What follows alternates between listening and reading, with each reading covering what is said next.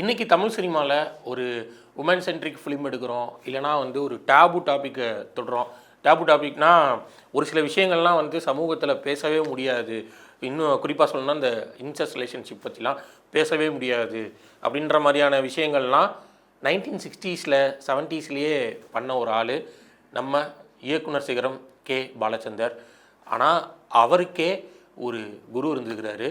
அவருக்கு மட்டும் இல்லை, இயக்குனர் இமயம் பாரதி ராஜா அவர்களுக்கும் இவர் தான் குரு.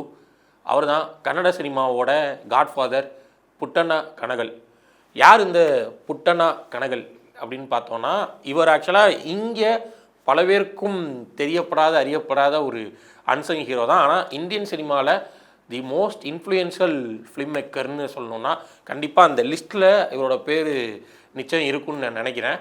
ஏன்னா பாலச்சந்தரோட பல உமன் சென்ட்ரிக் ஃபிலிம்ஸ் அவரோட ஆரம்ப காலகட்டத்தில் அது எல்லாத்துக்குமே இன்ஸ்பிரேஷன் புட்டண்ணா கனகல் தான்.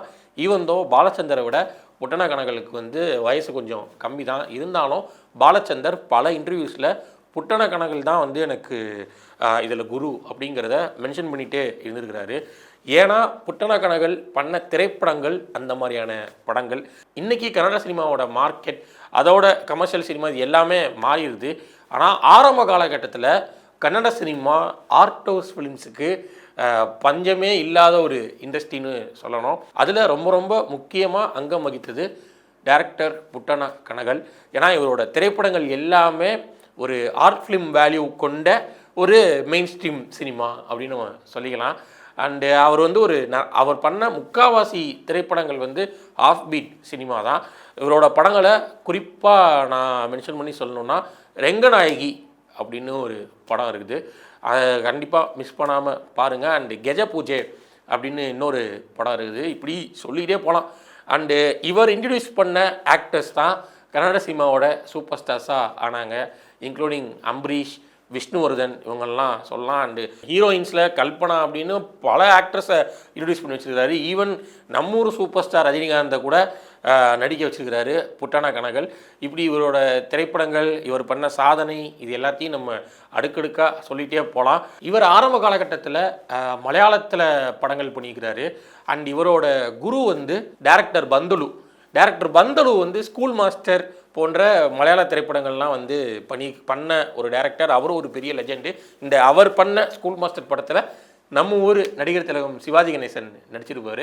அதே ஸ்கூல் மாஸ்டரை புட்டண்ணா கனகல் ரீமேக் பண்ணி மலையாளத்தில் பண்ணியிருப்பார். அதுக்கடுத்து அவர் கன்னடத்தில் பண்ண முதல் திரைப்படம், அந்த படத்தில் ஒரு பாடல், அந்த பாடல் காட்சி தான் கன்னட சினிமாவில் ஸ்டூடியோவை தாண்டி வெளியே வந்து எடுக்கப்பட்ட முதல் காட்சி. அண்ட் அந்த படம் பேர் பெல்லி மோடா. அண்ட் இவரோட பல திரைப்படங்கள், நான் முன்ன சொன்ன ரெங்கநாயகியாக இருக்கட்டும், இல்லை கஜ பூஜையாக இருக்கட்டும், இதெல்லாம் பழைய படங்கள் அப்படிங்கிறதுக்காக டெக்னிக்கல் ஆஸ்பெக்ட்ஸில் வந்து அதெல்லாம் பழைய படங்கள் மாதிரி தெரியாது. கேமராவில் இருந்து லைட்டிங்கில் இருந்து எல்லாத்துலேயும் ரொம்ப பர்ஃபெக்டாக நம்ம ஒரு ஸ்டோரியை விஷுவலாக நரேட் பண்ண ட்ரை பண்ணுவார் புட்டண்ணா கனகல். லைக் நம்ம ஒரு பாலச்சந்தர் மாதிரி நிறையா மெட்டஃபர்ஸ் வச்சு டெக்னிக்கலாக ஒரு படத்தை எவ்வளவு இன்டர்நேஷ்னல் ஸ்டாண்டர்டில் காமிக்கணும் அப்படிங்கிறதுல பெரிய வல்லவர் தான் புட்டண்ணா கனகல். அண்டு இவரோட வருகை வரைக்கும் நிறையா மித்தாலஜிக்கல் படங்கள் தான் கன்னடாவில் வந்துகிட்டு இருந்தது. சாமி படங்கள் இப்படியாக தான் வந்துட்டு இருந்தது. நம்ம தமிழ் சினிமாலையும் அப்படி தானே ஆரம்ப காலகட்டத்தில் இருந்தது. அதுக்கப்புறமா சோஷியல் ட்ராமா ஜானரில் கன்னட சினிமா எடுத்ததில் ரொம்ப பெரிய முன்னோடி புட்டண்ணா கனகல். அண்ட் இவரோட படங்கள் என்னதான் வந்து இப்படி சமூக கருத்துக்களை கொண்ட படங்களாக இருந்தாலும் நிறையா பாடல்கள் கொண்ட படங்களாக தான் இருக்கும். அண்ட் ஒரு படத்தில் 4-5 பாட்டெலாம் கூட இருக்குதும். அதே மாதிரி ஒரு பாடலுக்கு புட்டண்ணா கனகல் லொக்கேஷன் சூஸ் பண்ணுறது வந்து ரொம்ப நேரம் எடுத்துப்பாரான். ரொம்ப நாட்கள் கூட தேடி போய் ஒரு பாட்டுக்காக லொக்கேஷன் சூஸ் பண்ணுவாராம். இப்போ வரைக்கும் கன்னட சினிமாவில் ஒரு சாங்குக்கு லொக்கேஷன் செட் பண்ணுறது, ஒரு சாங் எப்படி எடுக்கிறது அப்படிங்கிறதுக்கு மாடர்ன் டைரக்டர்ஸுக்கே பெரிய குருவாக புட்டண்ணா கனகல் தான் இருக்கார். அண்ட் இவரோட ஃபிலிமோகிராஃபி நீங்கள் எடுத்து பார்த்தீங்கன்னா, இவர் பாலச்சந்தர் மாதிரி 100 திரைப்படங்கள் 50 திரைப்படங்கள் அப்படி எடுத்த டேரக்டர்லாம் கிடையாது. பட் இருந்தாலும் இவர் எடுத்த திரைப்படங்களோட இம்பேக்ட் வந்து ரொம்ப பெருசு. அதனால தான் பல லெஜெண்டுக்கு அவர் இப்போ வரைக்கும் குருவாக இருக்கார். அண்ட் இவரோட பல திரைப்படங்களை நான் பல ஓடிடி பிளாட்ஃபார்மில் தேடி பார்த்துருக்கிறேன். பெருசாக சப்டைட்டில்ஸ் கிடைக்காது. சப்டைட்டில்ஸ் வந்து கிடச்சிதுன்னா பிரிண்ட்டு நல்லா இருக்காது. இப்படி பல விஷயங்கள் எனக்கு நடந்திருக்குது. இருந்தாலும் ரெங்கநாயகி போன்ற படங்கள்லாம் நல்லாவே அவைலபிளாக இருக்குது. டாரண்ட்டில் நீங்கள் டவுன்லோட் பண்ணி பார்க்கலாம். சப்டைட்டில்ஸோடையே அவைலபிளாக இருக்குது. கண்டிப்பாக இவரோட படங்களை மிஸ் பண்ணாமல் பாருங்கள். Is a unsung hero in our கோலிவுட்னே நான் சொல்லுவேன்.